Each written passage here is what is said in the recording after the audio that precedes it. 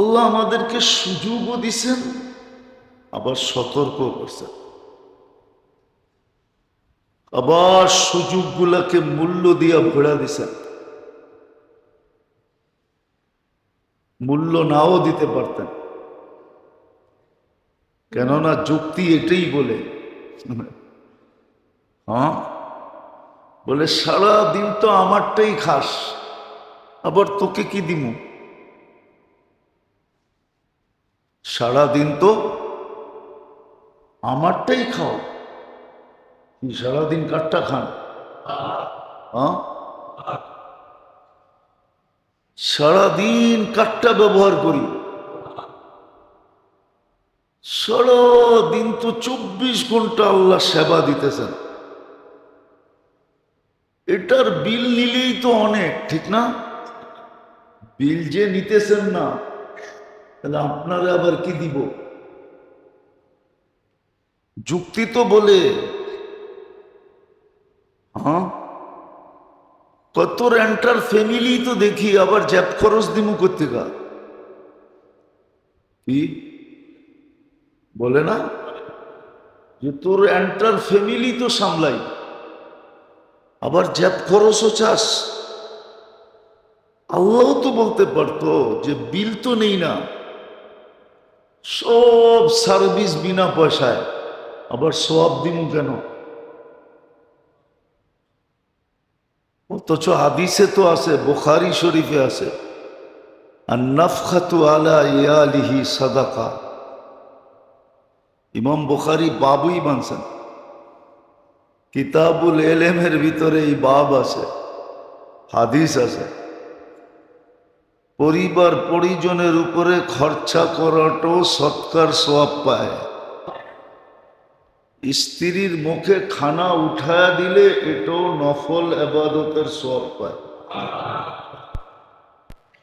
তাহলে আবার বেনিফিট কিসের? যুক্তি তো বলে বেনিফিট হওয়ার কথা ছিল না। বিনা পয়সায় 24 ঘন্টা সেবা, শুধু সেবা না, 24 ঘন্টা সুরক্ষা। সেবার সাথে সাথে সুরক্ষাও দিতেছেন, 24 ঘন্টা হেফাজত করতেছেন, হাজারো জিনিস থেকে আমাদেরকে বাঁচায় রাখতেছেন। কসম খোদার, আপনারা তো বিজ্ঞান বিজ্ঞান করেন, বিজ্ঞান মানুষকে যেখানে পৌঁছেছে, এতদিনে উচিত ছিল সব মাটির সাথে মিশা যাওয়া। কসম খোদা,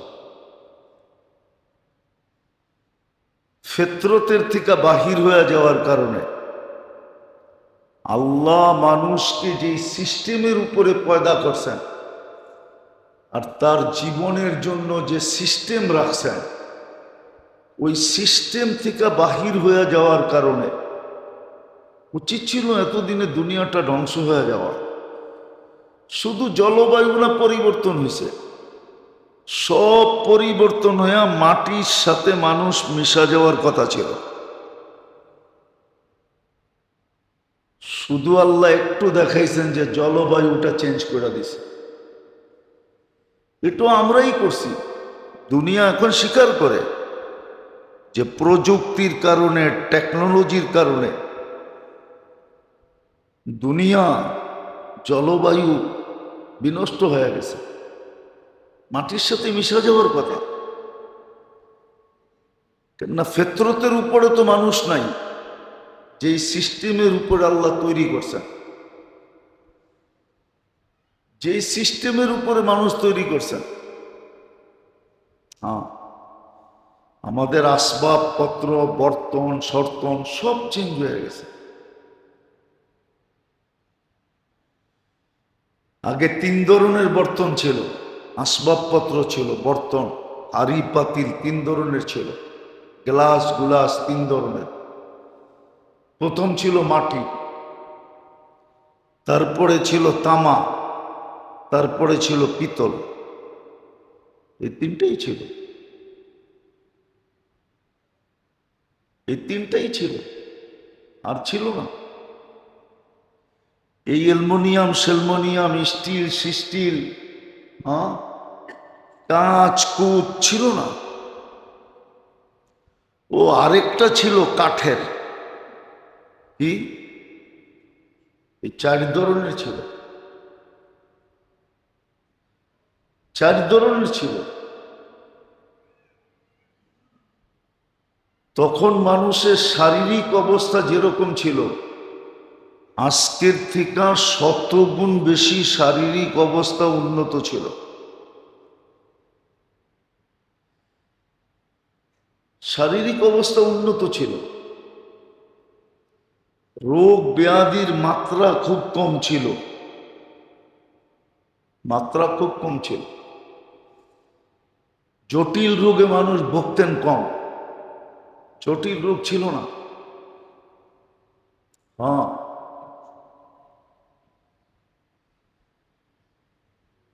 আগের মানুষ ওই মিক্সার খাই ভালো হয়ে যেত। আগে ডাক্তাররা ওষুধ দেওয়ার সাথে সাথে মিক্সার দিতেনি, ওটা খাই বেশিরভাগ ভালো হয়ে যেত। যদিও একটা কথা বললে মানবেন না,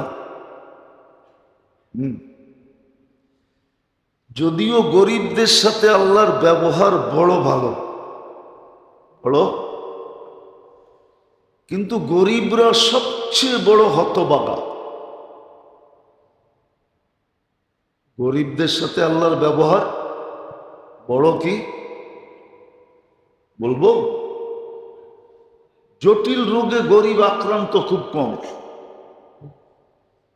জটিল রোগে গরিব, অল্প পয়সায় গরিবের চিকিৎসা হয়ে যায়, সামান্য ফার্মেসির ওষুধ খেয়েই ভালো হয়ে যায়। কিন্তু গরিব সবচেয়ে বেশি কপাল পোড়া,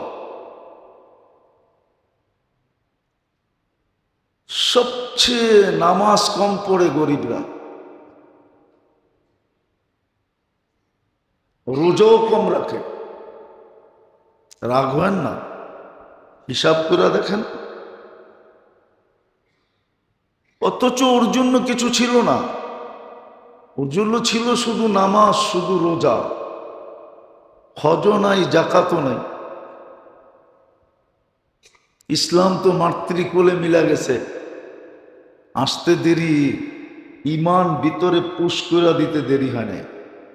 আজান একামত, আজান একামত না, আজান একামত বাচ্চা হইলে দেওয়ার অর্থ হলো আপনার ভিতরে ইমানকে পুশ করে দেওয়া হয়েছে, পুশিং ঢুকায় দেওয়া হয়েছে, জানায় দেওয়া হয়েছে যে তুমি ইমানদারের ঘরে জন্ম, মুসলমানের ঘরে জন্ম, তোমার ভিতরে কিন্তু ইমান ঢুকায় দিলাম। এখন কাজ হলো ধরে রাখা, নামাজ পড়া আর রোজা রাখা। কিন্তু আপনি দেখবেন আল্লাহ রসুল বলছিলেন সবচেয়ে বড় হতভাগা উম্মত আমার, যারা আল্লাহর সবচেয়ে বেশি ফ্যাসিলিটি ব্যবহার করে। আপনি বলবেন ধন হইলেই সবকিছু হয়, কি?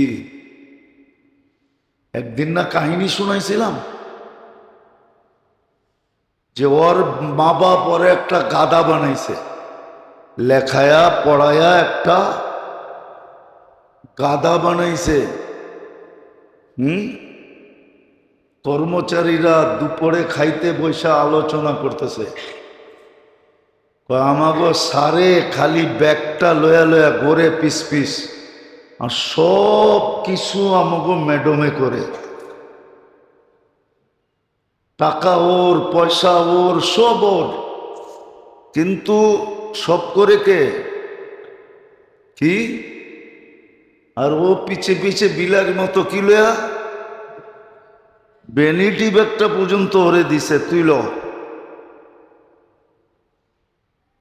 আমার ঘরে পড়ায় না, লেখায় না, এটাই ভালো করছে। সকালবেলা সেই 4টার সময় উঠা গরম গরম শাক ভাত যাই পারছে পাক করে টিফিন কারিতে ভরা দিছে। এখন খাইতেছি, কাম কইরা জামু, দেখা যাবে পানিটা ভরা রাখবে, যায়া আগে ফ্রেশ হমু, তারপরে পোলাপানগুলাকে দূরে সরাইয়া দিবে। তোর বাপ সারাদিন খাইটাইছে, একটু আরাম করো, নাইলে কালকে চুলা জ্বলবে কিভাবে। বলে আমাকে পাও টিপা, শরীর টিপা, মাথায় তেল লাগায়া ঘুম পড়ায়া দিবে, যেন সকালে আমি আবার উঠা কাজে যেতে পারি। মনে হয় বোঝেন না, প্রত্যেকে বুঝবেন। বুঝার হইলে না বুঝবেন। হ্যাঁ, অ্যান্ড্রয়েড সেট না হইয়া যদি বটন সেট হয়, প্রত্যেকে বুঝবেন। আমাদের মাথায় তো সব বটন সেট। হাতে অ্যান্ড্রয়েড সেট হইলে কি হবে, হাতে আইফোন হইলে কি হবে, মাথায় তো হইলো বটন সেট। ভিতরে তো হলো বটন সেটের সিস্টেম।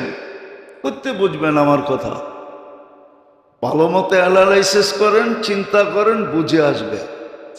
হতে পারে মাথাটা ঝাড়া দিতে পারেন যে হ্যাঁ ঠিকই তো কইছে, দেখি ভাইরাসগুলা ডিলেট করা যায় কিনা, হ্যাঁ ক্লিন করা যায় কিনা। ক্লিন মোবাইলে আছে না ক্লিন ফাংশন, টিপ দিলেই সব ভাইরাস ক্লিন হয়ে যায়। ভালো মতে বুঝলে বুঝবেন, নাইলে বুঝবেন না।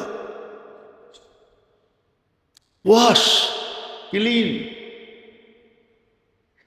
অ্যান্ড্রয়েড সেটের ভিতরে আছে এই ফাংশনটা। তো হতে পারে ভাবলে এক সময় মাথা ঝাড়া দিবেন যে আসলেই তো সত্য। তো সবচেয়ে বেশি সুযোগ ব্যবহার করে আল্লাহর গরিবরা, মধ্যবিত্তরা, সাধারণ পেশার মানুষরা, সাধারণ পেশার মানুষরা। কিন্তু এরাই দেখা যায় একটা অভিযোগ করে আল্লাহর থেকে দূরে সরে যায়, আল্লাহ আমারে দিছে কি। হ্যাঁ, বেশিরভাগ মানুষ এটা বলে। রিক্সাওয়ালারে জিজ্ঞেস করবেন, অটোওয়ালারে, ভ্যানালারে, দিন মজদুর রে, ও ফটকসে বলে দিবে আল্লাহ আমারে দিছে কি। অথচ ও সবচেয়ে বেশি সুযোগ সুবিধা ব্যবহার করে।